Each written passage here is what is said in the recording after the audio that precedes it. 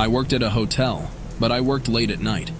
I had to stand at the front desk and help people check in or out. Most of the time, though, no one came in or out at night. I just stood there and looked at the doors.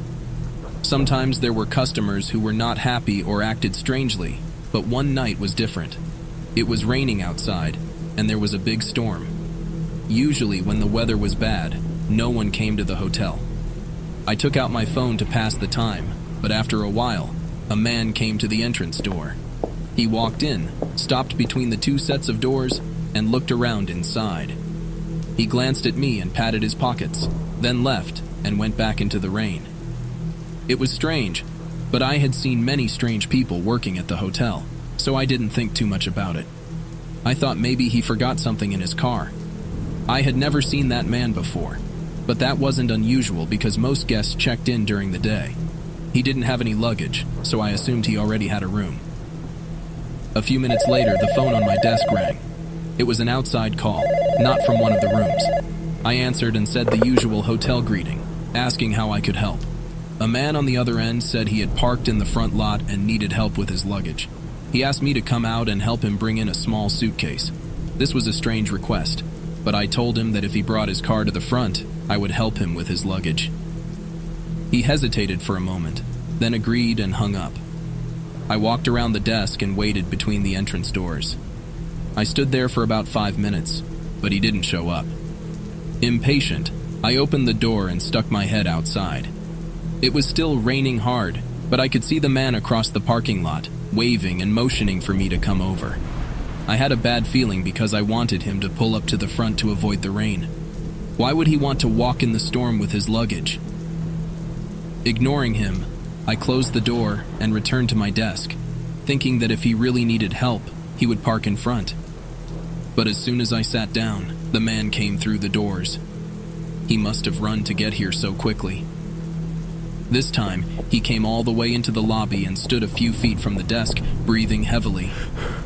He asked me the same question he had asked on the phone, requesting help with his small suitcase. I gave him the same response, telling him to bring his car to the front.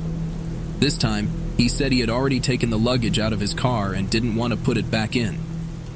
I had a bad feeling about this man, and his response confirmed something was wrong. I asked if he had a room and needed to check in before helping him further. He became angry, as if I had offended him with that question. He demanded that I help him with his luggage before checking in, saying it was getting wet outside. I had had enough and replied with some attitude, "Your bags are already outside in the rain. If you don't check in, I'll have to ask you to leave." He angrily turned around, flipped me off, and left through the door. He didn't come back for the rest of the night. When the morning staff arrived, I told them about the strange man. As far as I know, he never checked in. This incident gave me the creeps, knowing that he wasn't even a hotel guest, just a random guy trying to get me into his car on a stormy night.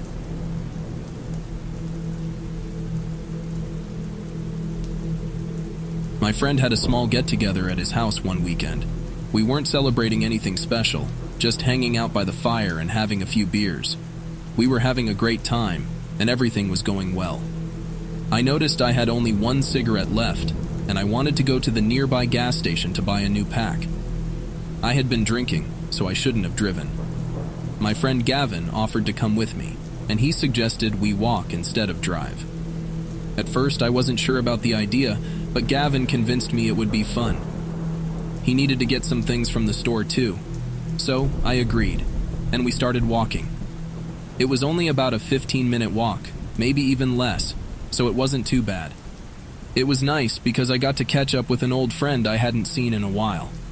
As we approached the gas station, it started raining lightly, just a sprinkle. It wasn't a big deal at first, but when we left the store, the rain had gotten much heavier. It was pouring, and we were drenched. We couldn't get any wetter, so we stopped running. We weren't in the best shape, to be honest. Then we noticed someone behind us. They had been following us since we left the gas station. He was quite far behind, but it felt creepy. At first, I thought we were overthinking it. But when I looked back at him, he was standing under a streetlight, staring at us with a knife in his hand. Gavin and I stared at him in disbelief for about 10 seconds. Suddenly, the man started running after us. We sped up, but when he got closer, We split up and ran in different directions.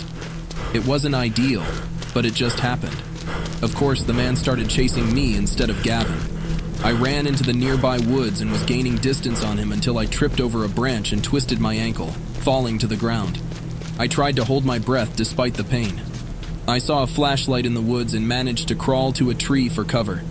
The tree was big, and luckily, I was wearing dark clothes. It was late at night, so it was very dark in the woods, which helped me hide.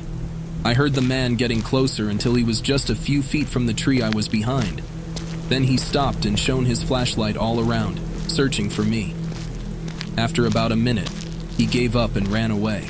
I stayed still for a few more minutes, making sure it was safe to leave without being heard. Then I received a phone call from Gavin. It was loud, and I answered it quickly, hoping the man didn't hear it and return for me. Fortunately, he didn't. Gavin and I met up on the street further down from the party house. We ran back to the house and told everyone what had happened.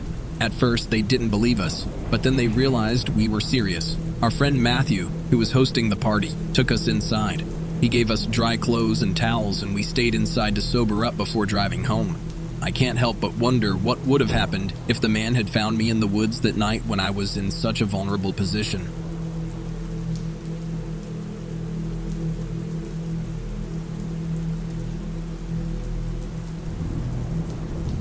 Our family always makes sure our house is safe. We live in a safe place, but we want to be ready for any danger. My husband has been a police officer for a long time, so he's serious about our home security. We have guns in different spots and our retired police dog Apollo to keep us safe, so we usually feel secure. But one night, my husband had to work the night shift for his sick friend. I was home with our 6-year-old daughter Gia. I put her to bed early, around 9:30, and I was in the living room watching TV with Apollo. It was raining outside, and the sound of raindrops on the roof was comforting. I like to take Apollo for a walk, even if it's just a short one, to keep him healthy. The rain had turned into a drizzle, so I decided to take him for a quick walk to the end of our street. It would help him burn off some energy before bedtime. Apollo was thrilled, wagging his tail as I grabbed his leash. We walked a bit, and everything seemed fine until Apollo started barking like crazy. He was barking towards our neighbor's backyard. I tried to calm him down, thinking it might be our neighbor or an animal, but Apollo wouldn't stop. Our neighbors had a big backyard like ours, so I thought it was normal. We turned around and headed back home, leaving behind whatever had set Apollo off. When we got inside, I laid down on the couch, and Apollo went to his food bowl for some water and food. I must have dozed off because I woke up to Apollo growling. I checked my phone and saw it was 1:30 in the morning. I muted the TV, trying to figure out what was bothering him. Then I realized he was upstairs. I hurried upstairs to find Apollo standing in one of the guest bedrooms, growling at the window. His fur was all puffed up, and it worried me because of his police experience. I tried to see what he was looking at, but all I could see was the garage roof. I couldn't see anything unusual, but I felt uneasy. This was the second time Apollo had reacted this way. I tried to calm him by petting him and then went back to my room, hoping to fall asleep. I left Apollo alone in the guest bedroom, but within seconds of my head hitting the pillow, Apollo started barking wildly again. I jumped out of bed and rushed to see what was wrong. I still couldn't figure out why he was so upset. Then I heard a loud thump, and it sounded like it came from outside. Apollo's barking was out of control now, and I started to worry that something was seriously wrong. Gia woke up in her room, which was right behind the guest bedroom. She was scared, and I tried to calm her down, but Apollo wouldn't stop barking. This time he was facing Gia's window, which also looked towards the garage. Confused and scared, I went to open Gia's curtains, and what I saw made me scream. A person with a mask was standing on top of our garage, looking through the window with their hands pressed against it. I screamed, and Gia screamed, and Apollo was going crazy. When the person saw me, they vanished, probably jumping off the garage roof. I rushed back to my room, grabbed a shotgun from under the bed, and called the police. I also called my husband, who was on his way home in his patrol car after hearing the chaos on the phone. The police arrived, followed by my husband. They searched the property but found no one. It turned out the person had used our trash cans to climb up to the garage. They couldn't find any signs of breaking and entering, and the locks were untouched. But they did find footprints leading through several neighbors' yards, including the one Apollo had been barking at. We still don't know who it was or what they wanted. My husband and the police suspect it might be someone we know, given the timing and how they observed our routinis. It felt like they planted it to catch us off guard. We're extra careful now when adults are around Gia, and we've added a home security system. We may never find out who it was, and it's left us feeling scared. Apollo likely saved us that night. If it weren't for him, who knows what could have happened to my daughter, especially since I had fallen asleep on the couch.